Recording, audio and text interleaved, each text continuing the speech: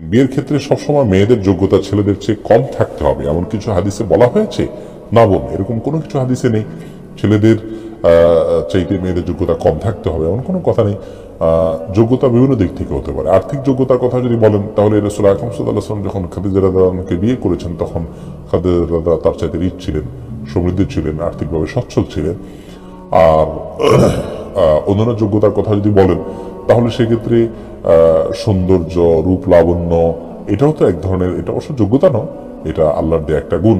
তো সেটা কম বেশ হতে পারে।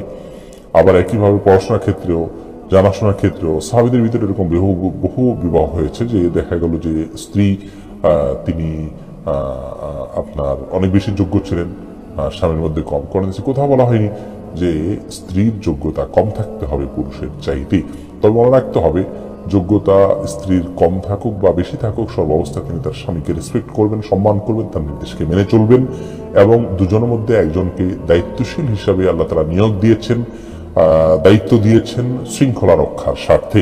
কেউ যদি কাউকে মান্য না করেন, কোন একটা জায়গায় এসে যদি তিনি থামার মতো সুযোগ না রাখেন, তাহলে সেক্ষেত্রে কিন্তু সমাজ বিশৃঙ্খল হবে এবং অস্থিতিশীল হবে, সমাজে শান্তি শৃঙ্খলা নষ্ট হবে, যেটি আজকে আমরা দেখতে পাচ্ছি অহরহ। আমরা তথাকথিত ব্যক্তি স্বাধীনতার নাম দিয়ে আল্লাহ তাআলার নির্দেশগুলোকে ভায়োলেশন করে অশান্তির সাগরে হাবুডুবু খাচ্ছি। কিন্তু মনে রাখতে হবে বিয়ের ক্ষেত্রে ছেলে বা মেয়ে কারোর যোগ্যতা বেশি থাকতে হবে, কম থাকতে হবে এমন কোনো কথা কোথাও বলা হয়।